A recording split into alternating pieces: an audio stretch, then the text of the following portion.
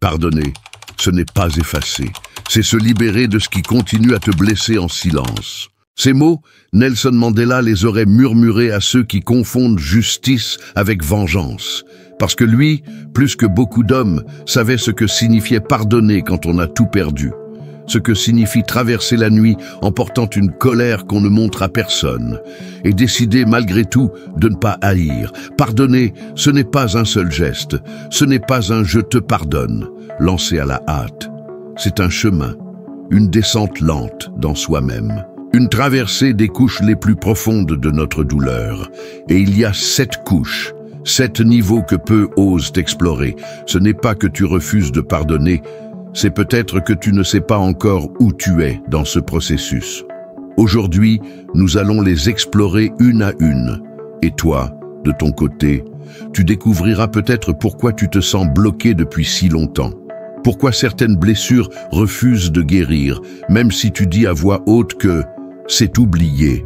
Parce que le pardon n'est pas une parole, c'est une libération intérieure et elle prend du temps. Éphésiens 4, 31, 32, que toute amertume, toute animosité, toute colère, toute clameur, toute calomnie soit ôtée du milieu de vous, ainsi que toute méchanceté. Soyez bons les uns envers les autres, compatissants, vous pardonnant réciproquement, comme Dieu vous a pardonné en Christ. Première couche, la blessure visible. C'est la première chose que tu ressens, la douleur brute, l'injustice, le choc. Quelqu'un t'a blessé, trahi, oublié, humilié, et tu le sais, ton esprit le répète, ton cœur l'accuse, ton corps en garde les traces. Cette première couche est la plus évidente, mais souvent, c'est celle qu'on veut cacher le plus vite possible. Par orgueil, par peur d'avoir l'air faible, par habitude aussi. On dit « je suis fort ». Je vais tourner la page. Mais en vérité, tu n'as même pas encore lu la première ligne. Parce que cette douleur, tu ne l'as pas nommée. Tu ne l'as pas regardée dans les yeux et on ne peut pas guérir ce qu'on refuse de voir. Mandela disait « Rien n'est aussi humiliant que de souffrir en silence ». Et il avait raison. Tant que tu continues à prétendre que ce n'est rien, la blessure s'infecte. Le pardon commence par une reconnaissance. Oui, j'ai été blessé. Oui, ça fait mal. Oui, je ne l'ai pas mérité. Et c'est là que Dieu entre. Psaume 34, 18. L'Éternel est proche de ceux qui ont le cœur brisé, et il sauve ceux qui ont l'esprit abattu. Si tu veux guérir, commence par t'arrêter, reconnaître, pleurer si nécessaire, et ensuite, confier cette blessure au seul capable de la soigner profondément. Deuxième couche, l'injustice qui tourne en boucle. Il y a un moment, après la blessure initiale, où l'événement commence à se rejouer dans ta tête, encore et encore, comme un écho intérieur qui refuse de se taire. Tu revis la scène, tu réentends les mots, tu sens encore l'abandon, l'humiliation ou la trahison comme si c'était hier. Et cette boucle ne te laisse pas avancer. C'est comme si l'injustice n'était pas terminée, parce qu'elle vit encore en toi. Tu ne veux pas te venger, non, mais tu veux comprendre pourquoi. Pourquoi cette personne a fait cela? Pourquoi c'est tombé sur toi? Pourquoi on ne t'a pas défendu? Et tant que tu ne reçois pas de réponse, tu restes là, suspendu dans l'incompréhension. Proverbe 3, 5, 6. Confie-toi en l'Éternel de tout ton cœur et ne t'appuie pas sur ta propre intelligence. Reconnais-le dans toutes tes voies et il aplanira tes sentiers. Le pardon commence à se transformer ici, parce que tu réalises que tu n'auras peut-être jamais d'explication, que certains ne te demanderont jamais pardon, et que même s'ils le faisaient, ça ne guérirait pas tout. Alors tu dois décider, est-ce que j'attends des excuses pour aller mieux, ou est-ce que je laisse Dieu me rétablir, même sans justice humaine? Mandela, après 27 ans de prison, a regardé ses bourreaux dans les yeux, et il a choisi la paix. Il aurait pu exiger vengeance, exiger que le monde reconnaisse chaque détail de sa souffrance. Mais il a dit, en sortant de prison, si je ne laissais pas derrière moi ma colère et ma haine, je serais resté prisonnier. Et toi, combien de pensées t'enferment encore aujourd'hui? Combien de fois par jour revis-tu cette scène que Dieu veut déjà recouvrir de sa grâce? Philippiens 3, 13, 14.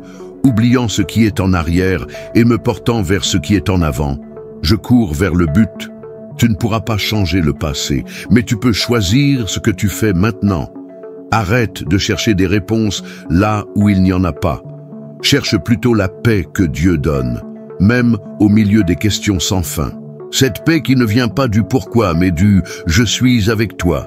C'est cela, traverser la deuxième couche, refuser de nourrir l'injustice et commencer à nourrir la liberté intérieure. Troisième couche, la colère cachée. Tu dis que tu vas bien, tu souris, tu travailles, tu pries. Mais à l'intérieur, il y a une colère que tu n'oses pas nommer. Une chaleur sourde qui monte chaque fois qu'on te parle de cette personne ou de cette saison de ta vie. Tu ne cries pas, tu n'exploses pas, mais tu boues lentement. Et ce feu, s'il n'est pas éteint, finit toujours par brûler ce qui est encore vivant en toi. La colère cachée est peut-être la plus dangereuse, parce qu'elle se déguise en sarcasme, en distance, en dureté. Tu dis « c'est le passé », mais en vérité tu n'as jamais digéré ce qui s'est passé. Et c'est là que le pardon devient réel, non plus comme un concept, mais comme un combat intérieur. Jacques 1, 19, 20. Que chacun soit prompt à écouter, lent à parler, lent à la colère, car la colère de l'homme n'accomplit pas la justice de Dieu. Dieu ne nie pas ta colère. Il ne te dit pas de faire semblant. Il veut juste que tu ne sois pas détruit par elle. Et c'est là que tu dois faire un choix. Garder cette colère comme un bouclier ou la déposer comme un fardeau devant celui qui peut te défendre mieux que toi-même. Mandela aurait pu nourrir cette colère à chaque lever du soleil derrière les barreaux. Il aurait pu la transformer en rancune politique, en vengeance froide. Mais il a compris quelque chose. La colère, c'est boire du poison et espérer que l'autre meure. Et toi, quelle colère bois-tu chaque matin sans le savoir? Quelle personne, quel souvenir, quel rejet hante encore tes silences? Romains 12, 19. Ne vous vengez point vous-même, bien-aimés, mais laissez agir la colère de Dieu, car il est écrit « À moi la vengeance, à moi la rétribution, dit le Seigneur ». Tu n'as pas besoin d'être dur pour être fort. Tu n'as pas besoin de te fermer pour te protéger. Dieu est ton refuge, ta justice, ta défense. Mais pour qu'il t'aide, tu dois lâcher cette colère. Et toi, tu connais cette colère silencieuse?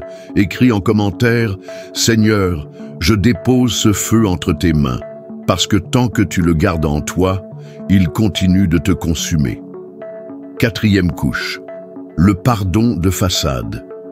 C'est peut-être la plus sournoise de toutes, celle qui donne l'illusion que tu as tourné la page, alors qu'en secret, tu as simplement rangé la douleur dans un tiroir invisible. Tu dis « j'ai pardonné », mais ton cœur se crispe à son nom.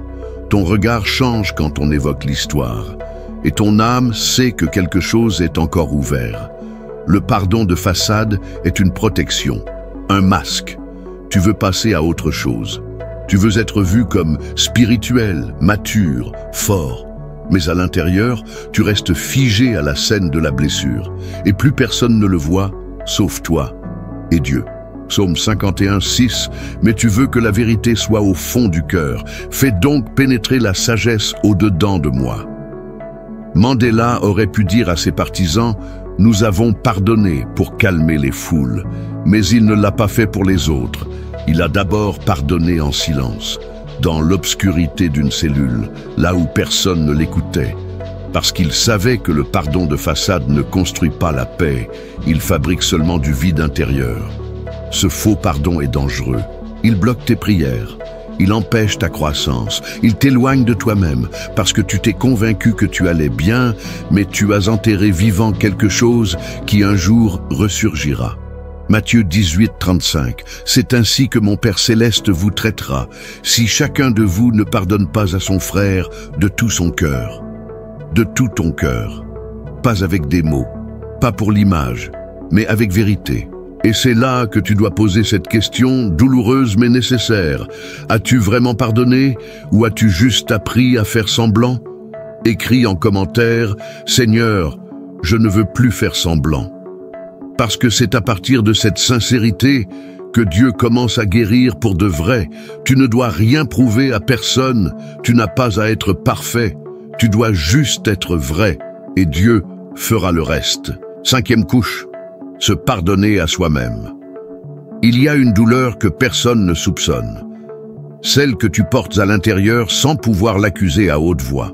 Parce que cette fois, ce n'est pas l'autre qui t'a blessé, c'est toi. Tu as fait un choix que tu regrettes. Tu as prononcé une parole que tu ne peux plus retirer. Tu as blessé quelqu'un, ou tu t'es laissé détruire sans réagir. Et depuis, tu t'en veux. Tu avances, mais ton cœur reste en arrière. Comme si chaque réussite devait être punie. Comme si tu n'avais plus droit au bonheur, à la grâce, à la paix. Tu portes une culpabilité silencieuse, et elle ronge tes prières les plus profondes. 1 Jean 1:9. Si nous confessons nos péchés, il est fidèle et juste pour nous les pardonner et pour nous purifier de toute iniquité. Oui, Dieu pardonne. Mais le vrai combat, c'est quand toi, tu ne te pardonnes pas.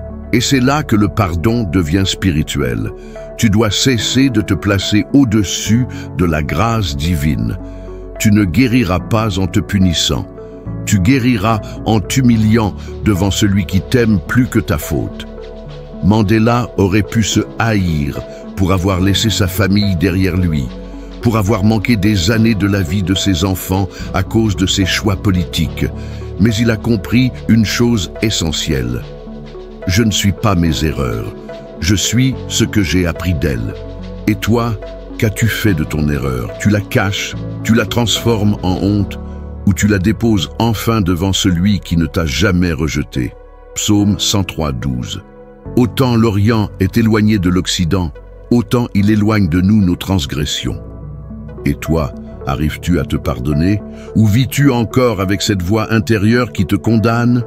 Si cette parole te parle, écris en commentaire « Seigneur, aide-moi à me pardonner ». Parce que parfois, l'ennemi n'est plus cette personne du passé. C'est toi, ton reflet, tes souvenirs. Mais Dieu ne t'a pas abandonné. Et tant que tu vis, il y a grâce, il y a restauration. 6e couche. Pardonner sans reconnaissance. C'est l'une des blessures les plus silencieuses. Tu as pardonné, tu as fait le pas. Tu as pleuré dans le secret, tu as libéré l'autre. Mais l'autre ne l'a jamais su. Ou pire, il s'en fiche. Aucun « je suis désolé », aucun regard de remords. Parfois même, il agit comme si rien ne s'était passé.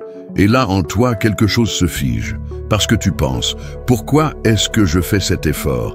S'il ou elle ne le reconnaît même pas. Luc 6:35.